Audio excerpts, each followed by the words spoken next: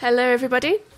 Welcome to the Greek House Davos. Today we are discussing fulfilling the vision of one Earth, one family, one future, enabling energy transition in the global south, perspectives on investment, leadership and risk management. First of all, we have Nick Forrest, who will be doing a keynote, and then we will follow on to the panel. I'd like to introduce Nick, who was ex-PwC and is now partner at Baringa.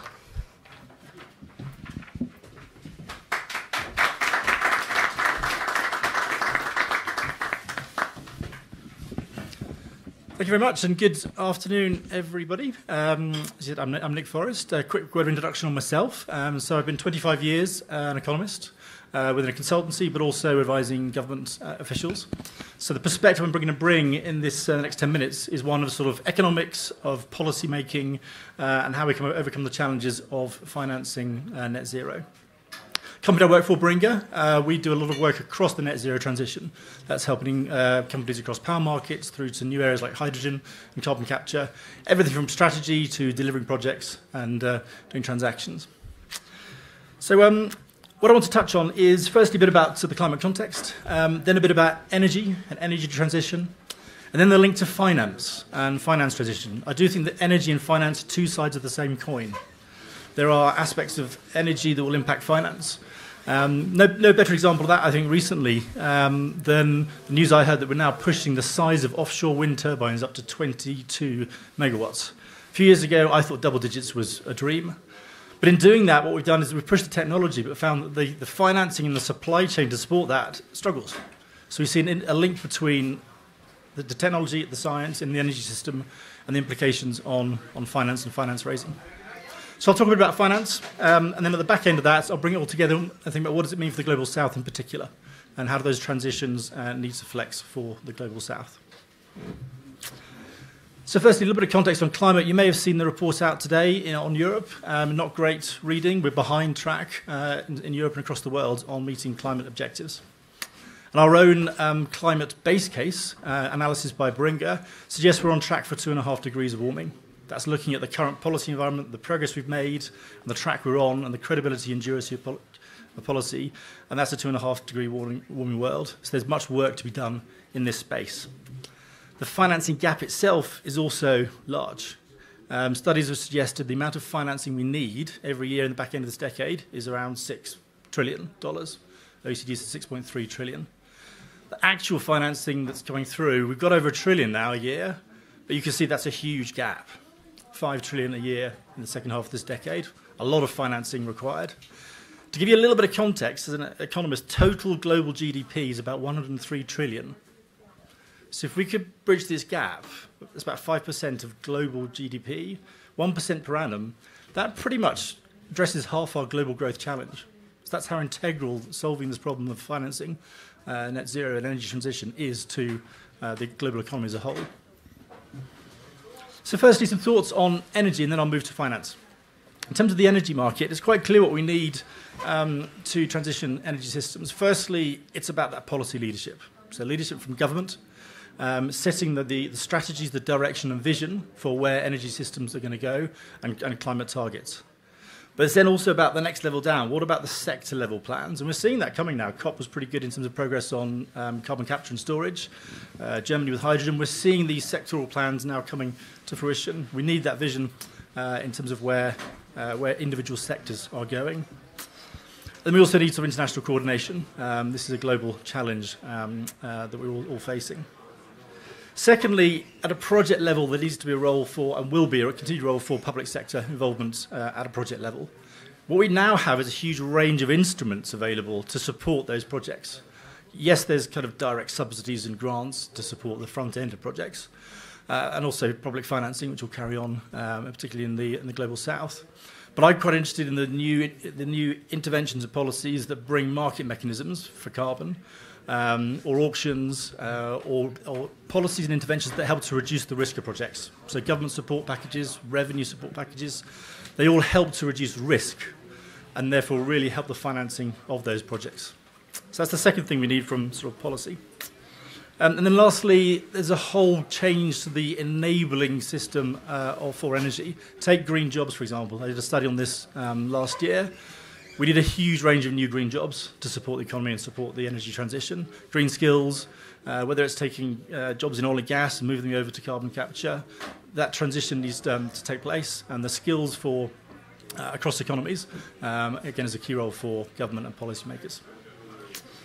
What about the business side? Because the business side needs to is a key fundamental driver of the projects. What we really need on that side is the deliverability of projects, the capability building, but also a sequence of deliverable projects, a pipeline that can really sort of build scale. The best example I've got of this is a study I did about 10 years ago for the UK Crown Estate on offshore wind. At the time, the cost of offshore wind was up at £155 a megawatt, $200. In our study, we thought that by the early 2020s, we might get that down into double figures, so below 100. We thought we were being bold at the time. Actually, costs came down far quicker than that, due to that repeatable projects and pipeline that kind of brought things through. My two learning points from that were, firstly, we tend to underestimate the difficulties of initial projects, getting things off the ground, the first of the kind. There's uncertain risk. There's not much data about those, and financiers love to have data and track record. That doesn't exist with the early stage projects. So that's we tend to overestimate how easy those initial projects will be. Then secondly, we tend to underestimate the future gains. So when you can get a combination of new technologies, supply chain efficiencies, risk management strategies, financing, all coming together at once, is that compounding that can build. And that really works well when you've got kind of repeated projects. You can keep on learning from one to the next, and really sort of drive costs down, and therefore make faster progress. So I think that's sort of the landscape of energy, and if that amount of policy support and government support is required in advanced nations, that's very much relevant for the Global South. Now I'm going to flip it to the other side of the coin now, the financing side. So that's the energy side. Let's think about the financing side. We have to acknowledge that the progress has been good on sustainable finance and the growth in that. Globally, I think the Climate Bonds Initiative suggests there's 4.3 trillion of bonds now issued, cumulative. So there has been good progress on financing of green projects. If it weren't for the need being so high, we'd probably look at that growth and go, that's a booming area of finance, and that kind of growth quite acceptable. But it's that gap that I talked about earlier that means we need to accelerate that more. And whilst there is some financing coming out of the Global South and Africa and Middle East, it's still far, far smaller than other more developed nations. So I think where finance comes in, there are individual areas of finance that still need transition and work. I think particularly around sort of ESG and thinking about how do we improve the quality of ESG information on a project level, how do we improve the data flow that's not just about distributions and coupons and dividends, but actually about KPIs around environmental performance. How do they get fled through the whole system? So there is a transition journey for finance. There's also a need to build on the risk reduction at the project level, and what the finance industry is great at doing is packaging up risk to different investors, different asset groups. And I think what certainly is required when we think about the scale of the financing challenge is how that needs to be driven towards the bond market. Bond market is bigger than the equity market. There will always be place for venture capital, for private equity, for various shades of equity, but the volume of capital required must bring in the bond market. So thinking about the Global South now, I think a lot of the learnings we've had on policy instruments, on the importance of a strategy, direction and vision, and the different ways of intervening in energy markets, they all still are equally true for the Global South, as to the kind of the financing options available. There's an extra layer, I think, with the Global South that we do need to address. And the IEA, in its recent renewables outlook, put this in bold on the first paragraph of the report. It was that with the Global South, it was a financing challenge, that it was behind other parts of the world. So aside from all the things I've previously mentioned, the one area I think does need to happen is the plugging in of the capital and financial markets of the Global South into the global system, particularly around green and other green financing. This is a mirror of what we had 30, 40 years ago in the 1970s with the development of the Eurobond market. We need the same again, but with a green flavour to that. So I think the importance of connecting in Global South markets to international investors, the need for secure asset ownership, a regulatory and legal framework which is friendly to international investors, the connectivity and the data flows that kind of make sure that issuer to investor data flow is working. All of that, I think, helps to support a local capital market, because the Global South cannot finance these projects using domestic sources alone. It has to be plugged into international financial markets. I did a study with Stephan a couple of years ago. We looked at this and how much effect it has. And we found that those countries that really grabbed this and created capital financial markets, which were connectable to the international markets, the price difference on their bonds is worth about 28 basis points. Now, that's a real change in terms of if you can bring that lower cost of finance, that can really help both develop the growth of finance, but it's just a really big financial saving anyway when you're trying to finance the projects. So that's where I think there's an incremental gain to be had, particularly with regard to the Global South. If we could do the same as what we did last time with the Eurobond market, the scaling of sustainable finance, we think we could put 2.2% on growth globally on sustainable finance by just getting better frameworks around capital markets in the Global South. So there's the opportunity. So there I've sort of covered off a combination of what we need in the energy market, the transition we also need in the financial market. They are two sides of the same coin. Hopefully with some thoughts around what's needed urgently in the Global South. And looking forward to the rest of this discussion to bring out some more project examples. Thank you very much.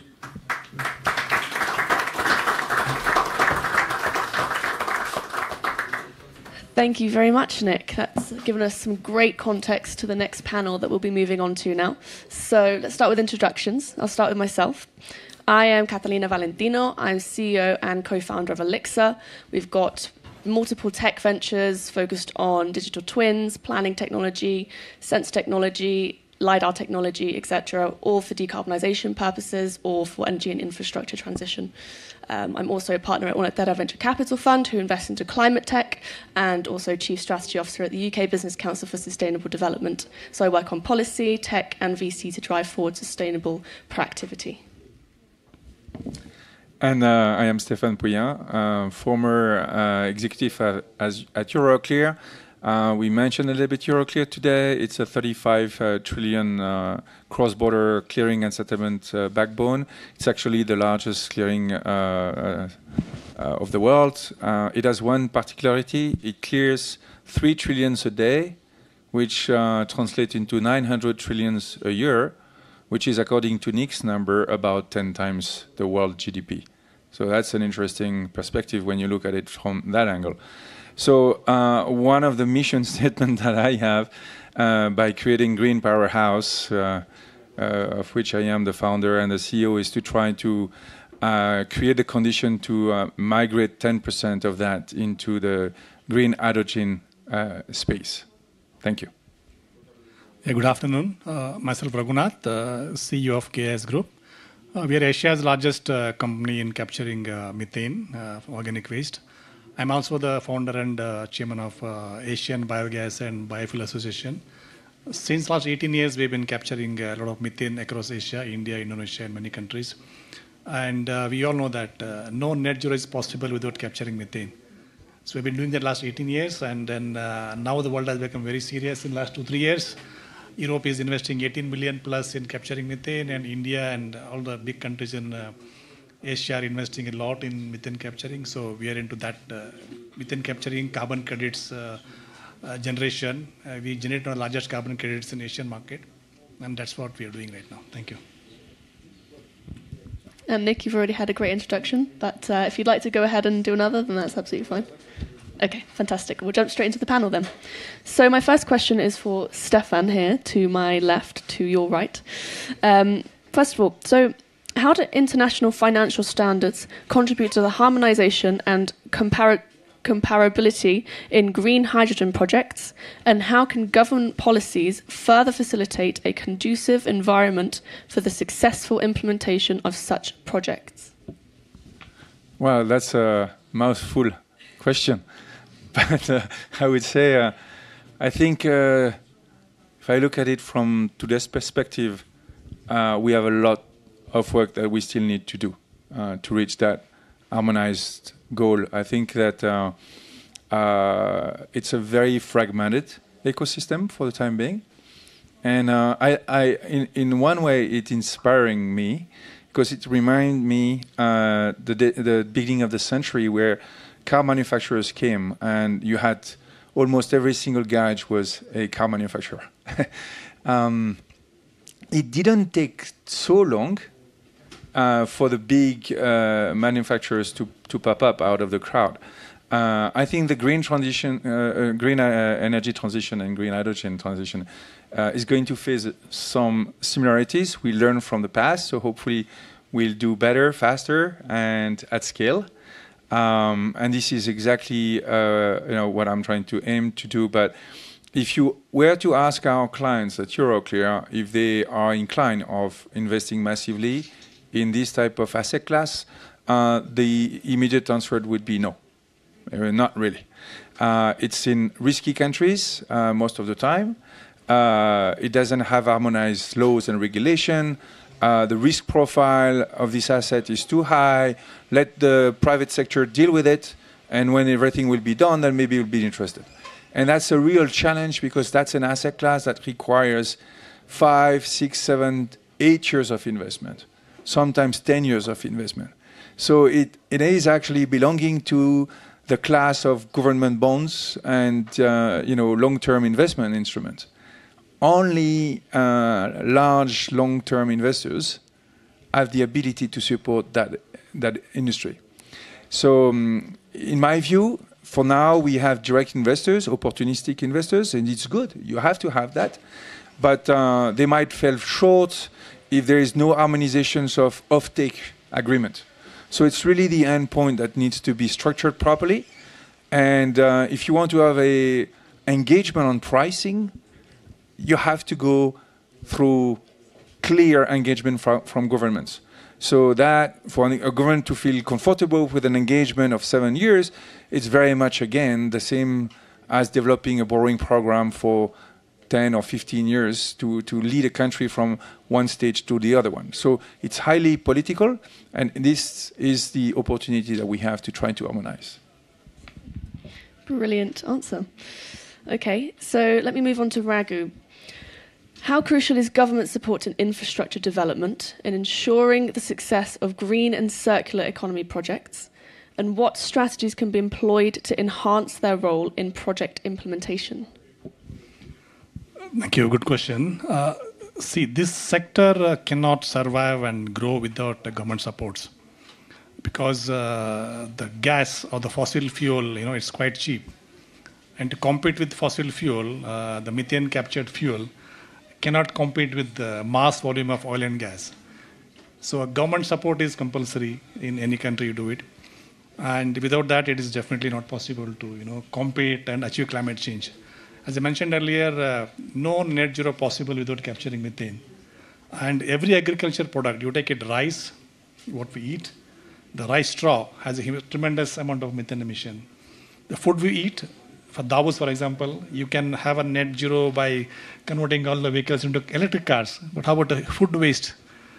Thousands of people come here, eat food, and they have a waste. If you're not organizing that properly, and you have methane emissions in Davos also. India, 1.4 billion population, so much agricultural waste, billions of tons of agricultural waste, huge amount of methane emission. Without having that incentive, it is not possible to achieve net zero and energy transition. Look at Germany. They have 9,000 plus methane capturing plants. A tremendous incentive was given earlier by the German government to achieve that level of success. So every country have to follow that. And the best strategy is to put carbon tax on fossil fuel. And that's the way it's forward. Unless you tax the people who emit, you can't achieve net zero. You have to tax the people who pollute and then incentivize the people who would like to reduce the pollution. It's very important from strategy point of view that you have to tax somebody who pollutes and you incentivize somebody who's trying to do good for the environment. And these two are the main, government support as well as strategies to achieve, net zero across countries. The other benefit is it improves the life of farmers. The farmer today has a waste, which he is burning it. It creates emission. So when the government subsidizes or government supports, the farmers get more income. And every $1 million you invest in methane capturing projects, it gives you maximum emission reduction. It gives you maximum employment generation.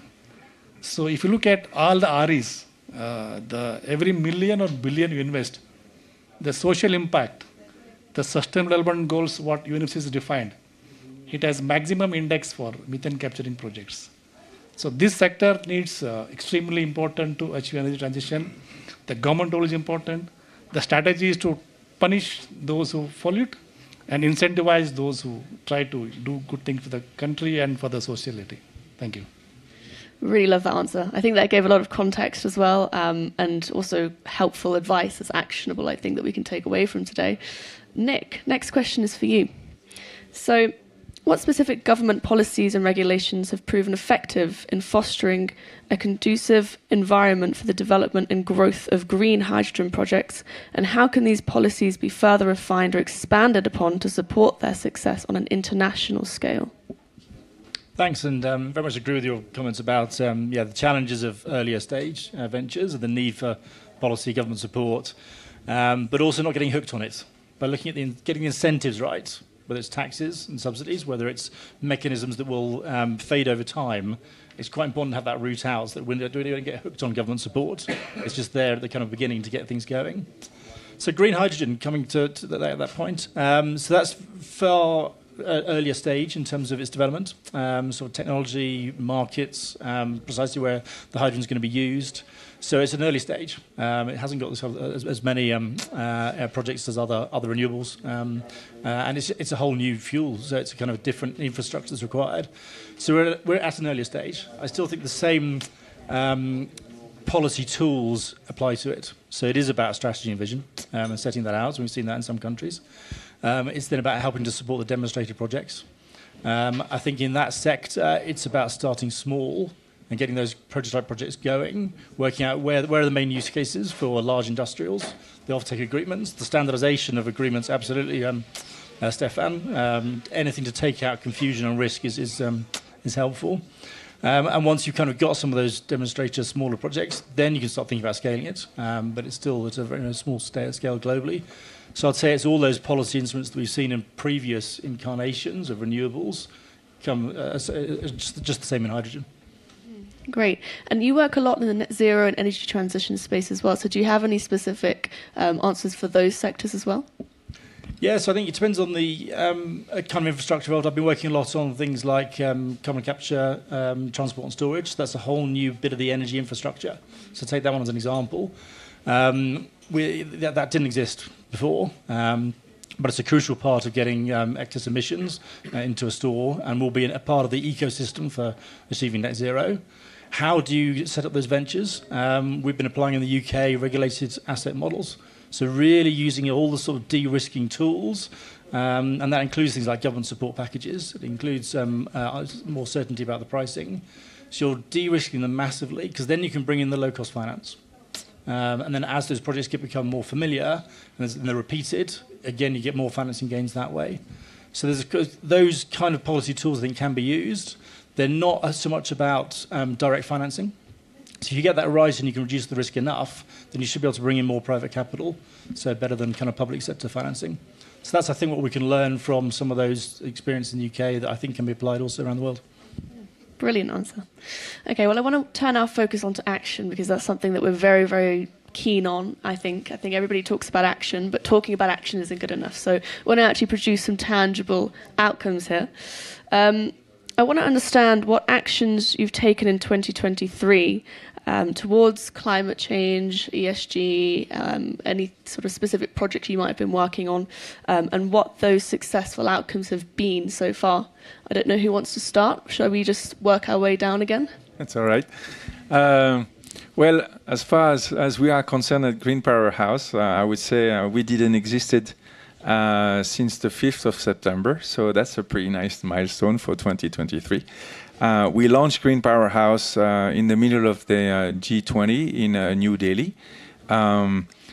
you probably know that as part of the G20 presidency, the government of India was very, very strong on the green hydrogen project, as well as on embracing the African Union, which became the 21 member. So I think that the context is very much there, that there is a realization that the Global South needs to be catered carefully. I think we have a little bit, I would say, put them a bit aside from advanced economy development. And this was true for many, many centuries, but I think that is totally changing. And accompanying this Global South in an intelligent manner, which is why Green PowerHouse is anchored with one Earth, one family, one future, because we believe we live in one single planet and there is no Global South and Global North. So now we put a little bit of attention to Global South, but the truth is that green hydrogen is a global play with local execution. And one of the, big, I would say, drivers of our action is to be able to bring that Global South into a leadership stage, which will literally help billions of inhabitants, because you probably know that they represent 2/3 of the world's planet, so in terms of population. So it's sizable. Excellent. Moving on to Raghu. Yeah, absolutely. See, the words without action has no meaning. So we have a wonderful example for 2023. I think Unilever, we all know Unilever, right? The global company. And the largest emission is in Indonesia, because the largest factory in the world is in Indonesia for Unilever. So when they talked to us before COVID 2019 time, how do we achieve a net zero for Unilever facility in Indonesia, the largest pain for them. And we did a study for them, and they also did a study for everybody else. It was realized that Unilever cannot achieve a net zero without replacing their fossil fuel with biomethane. The real net zero, not offsetting or not just buying carbon credits. So in year 2023, we commissioned a project to replace the first phase of natural gas used in Unilever facility in Indonesia with biomethane. It has multiple benefits for the country. It captured methane in the downstream. They used to get their palm oil, if you know palm oil, right, from the palm plantation. So there was a methane emission. We captured methane in the palm plantation, the waste of palm, and that methane we transported in methane-driven trucks to Unilever facility, and we put that biomethane in Unilever facility, replace natural gas. It's a complete net zero cycle. From capturing methane, you avoid pollution. When you replace that biomethane with Unilever facility, you avoid CO2 emissions. The Unilever products, shampoo, soap, what you consume, become less carbon footprint. In that process, the complete ecosystem is established. And you have an employment generation in each factory set up for biomethane capturing. So Unilever set an example for everybody else to follow.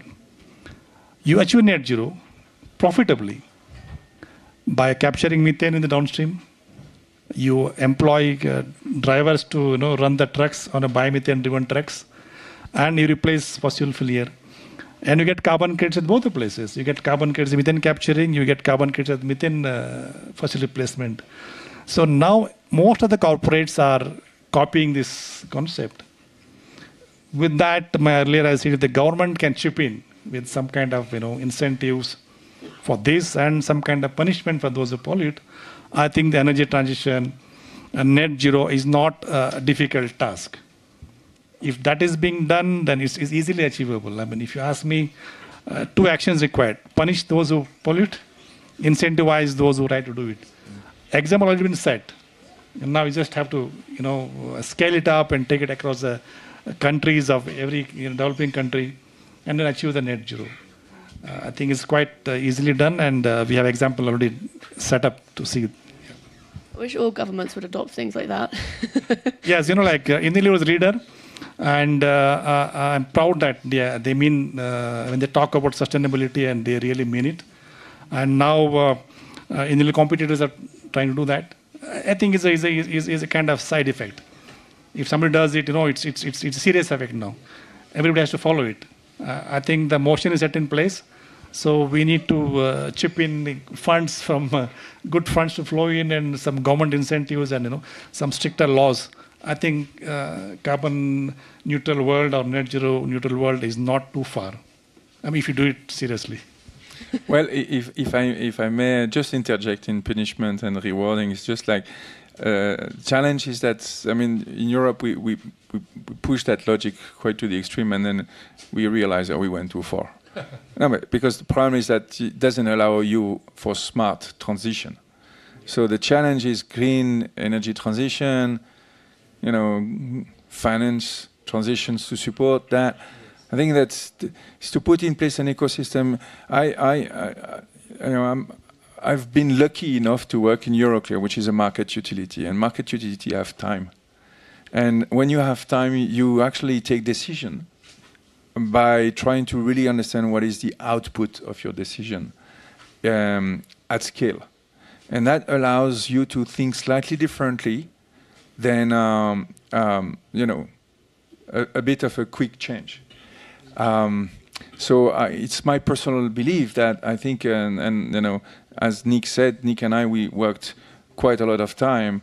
When at Euroclear, I connected countries like Peru and Chile and others to the ecosystem.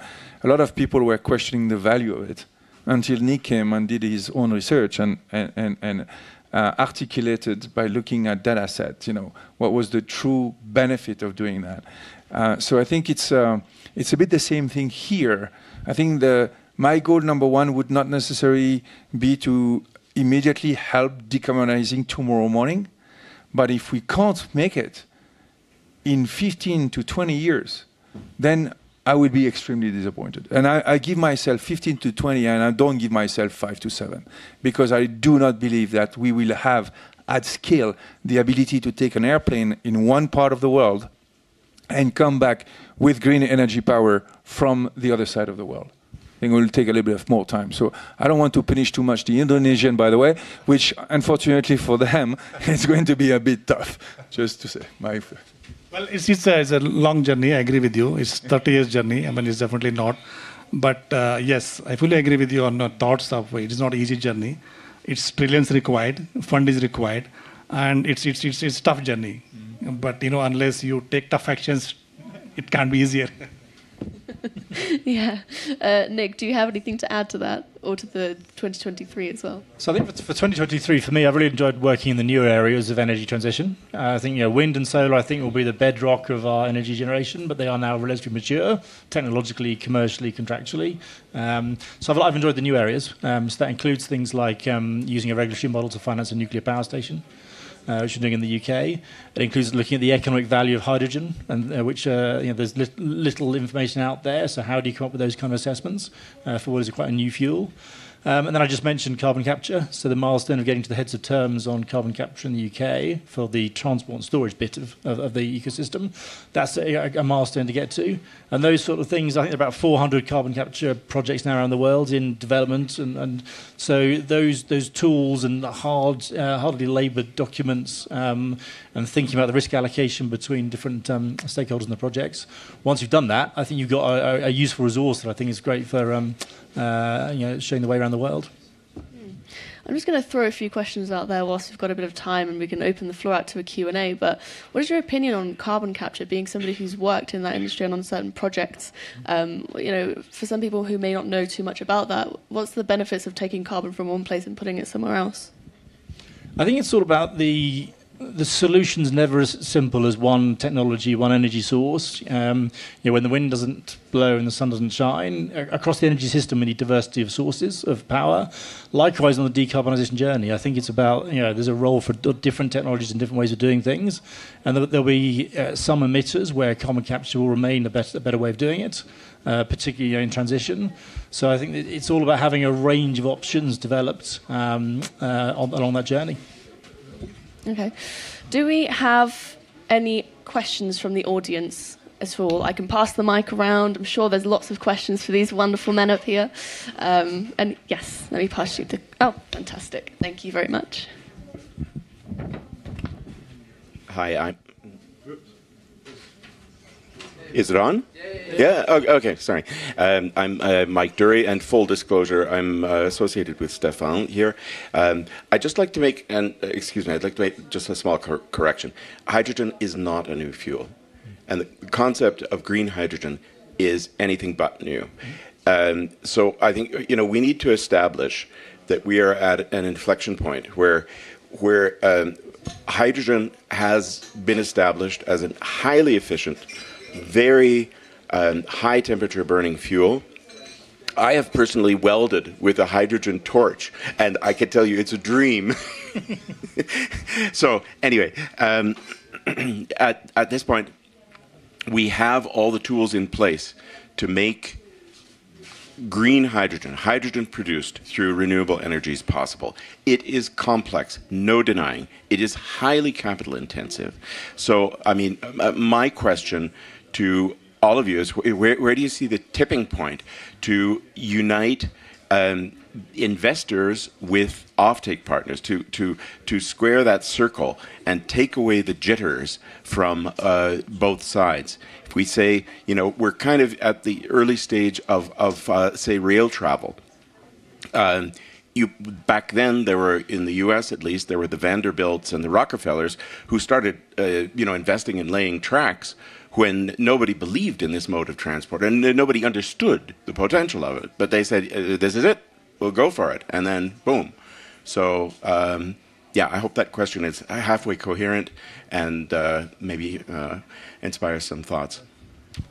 Also, thanks for your question. You're right, not a new fuel, but I think what's uncertain is how big the ecosystem will be for hydrogen and the use cases in certain areas like heating and homes. The UK has not made a decision about that. 2026 is the date. So we just don't know for transport and domestic heating quite how big the network will be, how big it needs to be.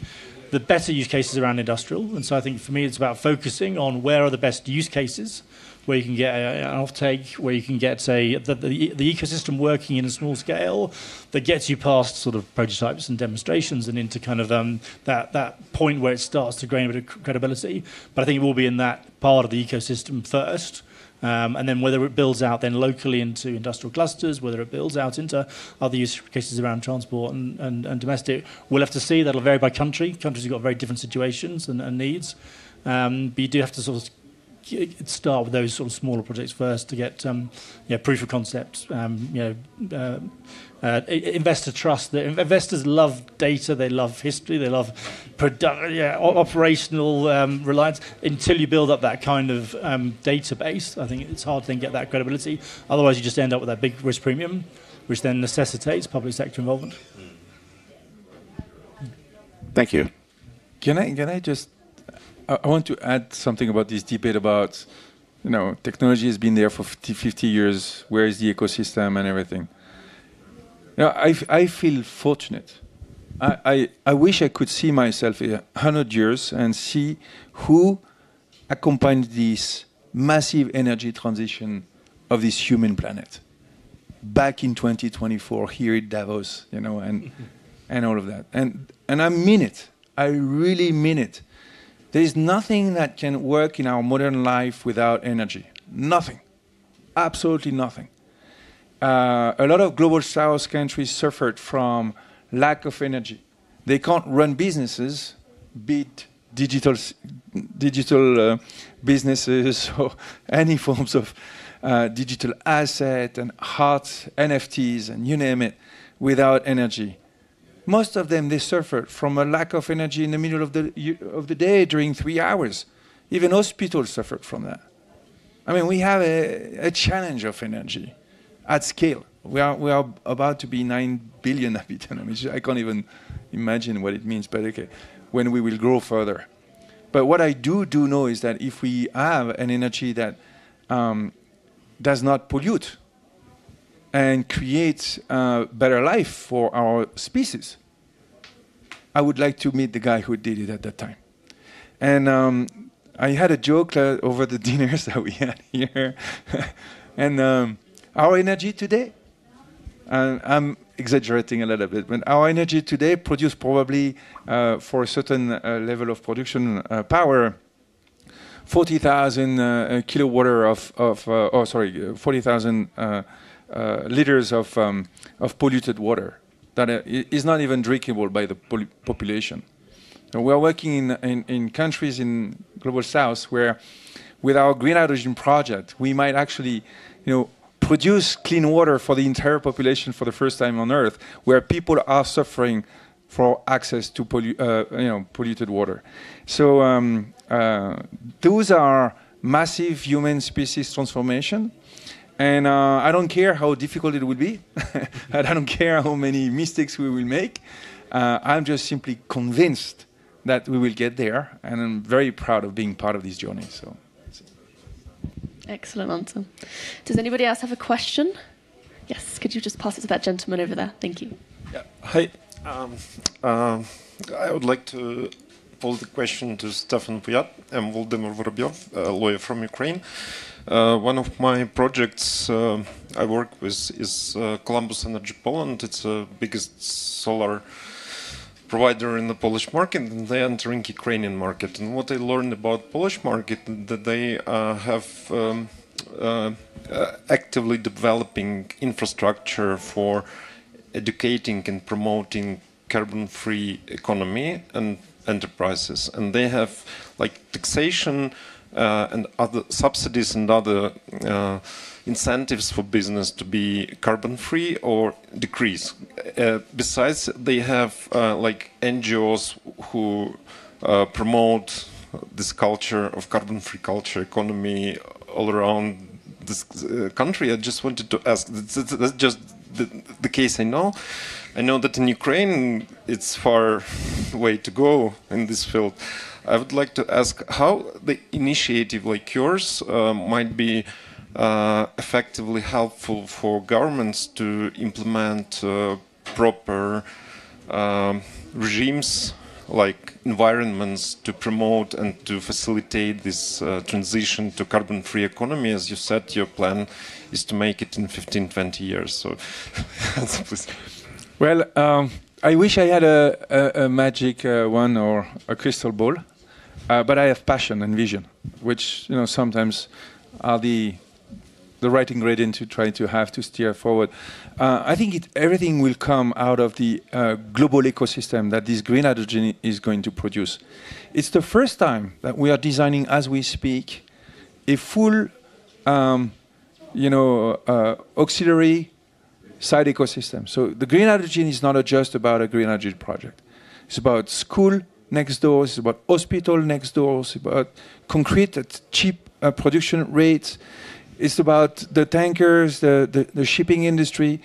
So that's where the complexity of creating these modern ecosystems, which you can maybe call it smart cities or whatever you want to call it, right? You can put plenty of different indicators, but I prefer not to chase carbon, CO2 emission. I prefer to eliminate them.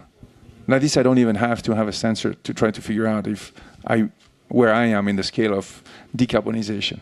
Okay, so I think, unfortunately, or maybe it's an opportunity in that case. Sometimes life is unfortunate, but when you need to rebuild, you just want to take advantage of that specific opportunity of creating long-term sustainable ecosystem. And it goes with education, it goes with access to understanding the technology. It's a new world we're going to live, and I'm convinced, I hope I can say it, but at least I will be very proud to legate that to my family, kids. I have 4 kids, and I just wish they will experience this easy life that we're about to make. About farming and simple stuff. We overcomplexify things. That's one thing. The second thing I don't really fully like all the time is the buzzword. We chase buzzwords like crazy. 10 years ago it was blockchain, then it turns into crypto, now it's AI, and we chase like crazy. I'm not against entertainment, I'm not against plenty of good things that comes with it, but I think that if we could focus on how we can just enjoy simple things in life and make them at scale, and not even trying to sell anything to a farmer in the middle of the global south, just giving him access to water, seed, and feeding population, you will see how happy this gentleman is. He doesn't really need to be on, like myself. Sometimes I get sick of looking at my phone. I want to cut my hands. I'm tired about looking at these things. It's raining all the time. And, we are creating a world which I wish somehow we can bring back to normal nature with the advantage of modern society as well. So your situation, unfortunate situation, may come out with a great advantage, is what I'm trying to say. Just to add, it's a mix of everything. The world cannot achieve one solution fits all. No, there is no one size fits all. It's green hydrogen, it's carbon capturing, it's methane capturing. It's a mix of all, and EVs. So green hydrogen definitely has a huge role to play in net zero, along with other activities. So it's everybody has to chip in. It's nothing one magic hand you can solve the problem. It's a mix of everything. It's a commitment required from everybody, global south, north, whole world leaders, and both ways. So it's in every action to be coordinated and then achieved in mutually beneficial to the world. Yeah. I think that's all we've got time for at the moment. So let's wrap up here. Just want to give all of our panelists a huge round of applause, please, because they've been absolutely fantastic today. And if you do have any more questions for any of our panelists, then feel free to approach them after this.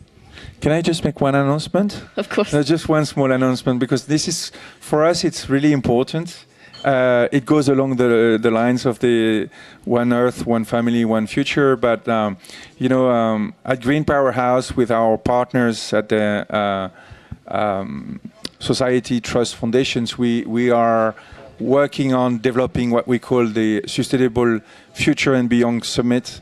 And we are going to run those things across the world just to accompany what I just talked about. So we look forward to 2024, because that's our main goal, is to bring critical mass into this adventure that I just described earlier. So looking forward to 2024. Wonderful. Congratulations.